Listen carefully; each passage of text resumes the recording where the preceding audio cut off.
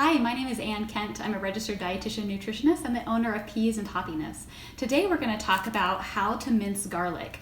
Garlic has a lot of different flavor qualities, of course. That's what we always think about is the traditional flavor of garlic, but it also has some nutritional benefits as well. And to get the full benefits of garlic, you actually need to either crush or chop the garlic to activate the enzyme to form allicin, which is the active form of the antioxidant in garlic, which is linked with a number of health benefits, including lowering cholesterol, lowering blood pressure, and overall improving heart health. So let's go ahead and get started. I did want to first mention that you can always buy garlic minced, but it's not going to have quite the same health benefits, and it is going to taste a little bit different than fresh garlic. So I like to keep minced garlic on hand just in case I need something quick. It works well if you are putting it in a cooked dish or in a dish that cooks a very long time, like a casserole or a soup or a stew. But if you're ever using fresh garlic like you would in salsa, for example, you would always want to use the fresh garlic because it will have a much better flavor.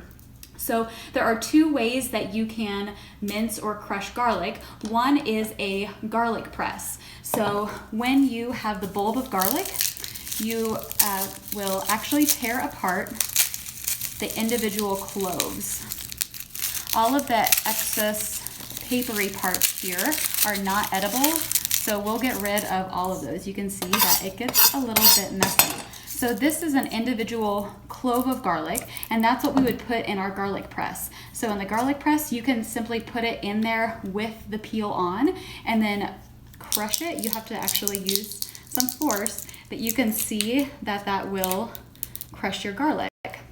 So then you just take the garlic off of that, and it's good. You can use the other side of it to help peel off some of this extra papery, but this is no longer good. We can't eat that outside part of the peel of garlic. However, if you're like me and hate doing dishes, and you can see that there's a lot of small pieces there, you can also mince your garlic. To do this, to start, again, take an individual clove, and you'll take the flat edge of a chef's knife, lay it against the garlic clove, and hit that garlic clove. You do have to use some force there, so don't be afraid to do that. But once it is broken, it is much, much easier to peel.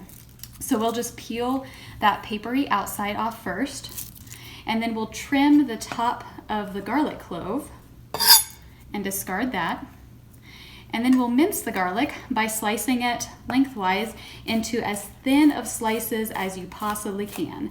It's okay to go slow here. Do this at your own pace. Make sure to keep your fingers out of the way. Once you slice that, stack that lengthwise again and do the same thing so that you're cutting it into matchsticks. Now, mincing is not a perfect art, and so these pieces don't need to be perfectly even. But now I am cutting these perpendicular. So I've taken my garlic matchsticks, I've turned them 90 degrees, and now I am cutting very small pieces on the other side. So again, you can see that these pieces are somewhat uneven, and it doesn't matter because we're going to get them as small as we possibly can.